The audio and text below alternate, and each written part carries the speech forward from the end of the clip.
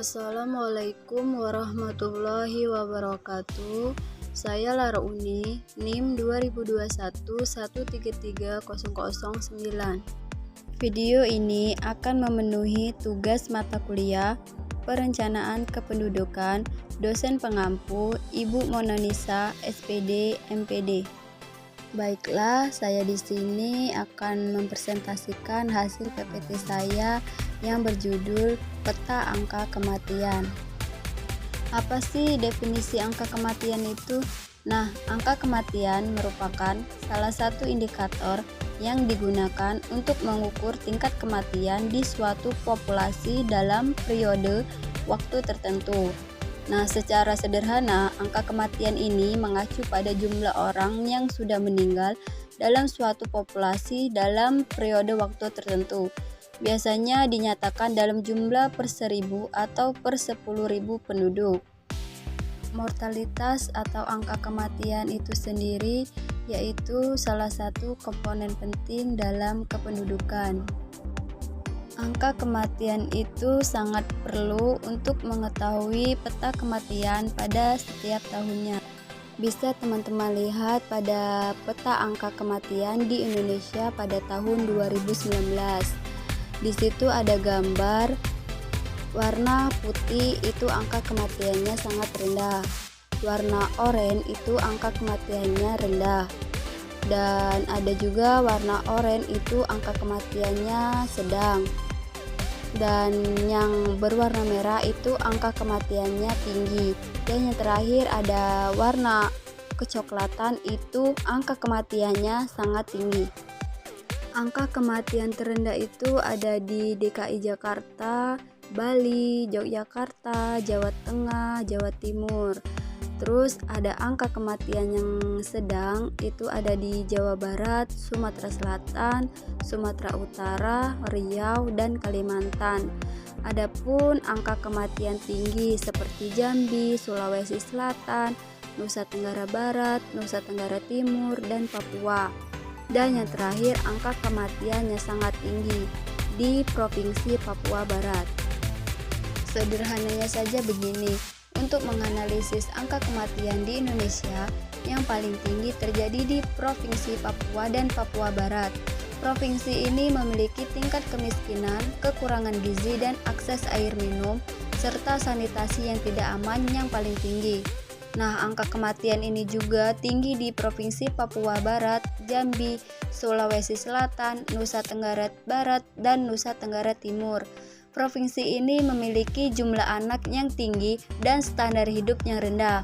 Jadi, angka kematian di Indonesia paling rendah terjadi di Provinsi DKI Jakarta, Bali, dan Yogyakarta.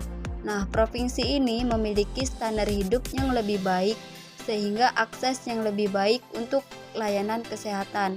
Pemerintah Indonesia juga sedang berupaya mengurangi angka kematian. Hal ini dilakukan dengan meningkatkan akses ke layanan kesehatan gizi, air minum, dan sanitasi, serta kesehatan ibu. Adapun 4 faktor angka kematian terendah. Yang pertama yaitu standar hidup yang tinggi. Di DKI Jakarta adalah provinsi dengan jumlah penduduk terbesar di Indonesia dan memiliki standar hidup yang tinggi. Hal ini berarti penduduk DKI Jakarta memiliki akses yang lebih baik terhadap layanan kesehatan, gizi, dan pendidikan, yang semuanya dapat membantu mengurangi resiko kematian. Yang kedua ada infrastruktur yang baik. DKI Jakarta memiliki infrastruktur yang baik, sehingga memudahkan masyarakat untuk mengakses layanan penting, seperti layanan kesehatan dan pendidikan. Hal ini juga dapat membantu mengurangi penyebaran penyakit. Yang ketiga ada tingkat melek huruf yang tinggi. Tingkat melek huruf di DKI Jakarta yang tinggi, yang berarti masyarakat lebih mungkin menyadari bahwa pentingnya kesehatan yang baik dan kebersihan. Hal ini juga dapat membantu mengurangi penyebaran penyakit. Dan yang terakhir ada upaya dari pemerintah.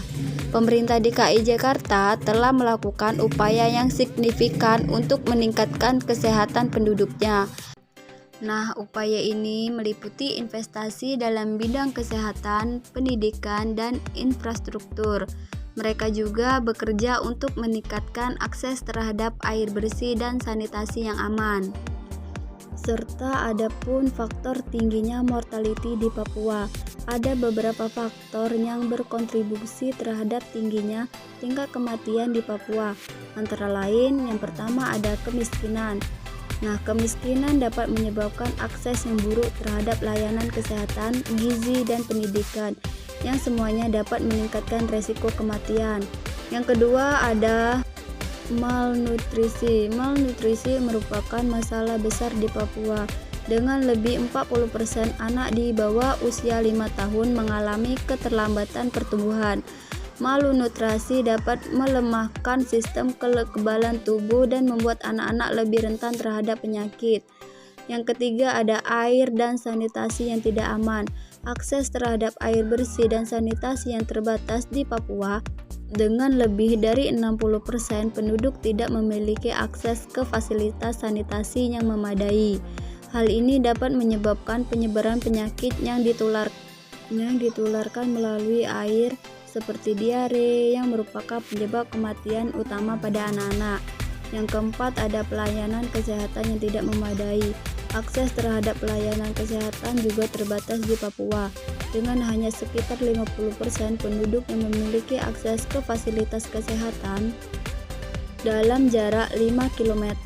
Hal ini dapat membuat sulit bagi anak-anak untuk mendapatkan perawatan yang dibutuhkan ketika mereka sakit. Dan yang kelima ada keterpencilan. Nah, Papua merupakan provinsi yang terpencil yang dapat membuat sulit untuk mengakses layanan penting seperti layanan kesehatan dan pendidikan. Hal ini juga dapat menyulitkan dalam pemantauan dan pengendalian penyebaran penyakit. Kesimpulan, angka kematian di Indonesia itu bervariasi dari tiap provinsinya. Di DKI Jakarta menjadi provinsi dengan angka mortalitas terendah di Indonesia. Sebaliknya juga Provinsi Papua menjadi provinsi dengan angka mortality tertinggi. Faktor akses kesehatan menjadi faktor yang paling krusial yang mempengaruhi angka kematian ini. Nah, itu saja yang dapat saya sampaikan dari hasil PPT saya. Saya akhiri. Wassalamualaikum warahmatullahi wabarakatuh.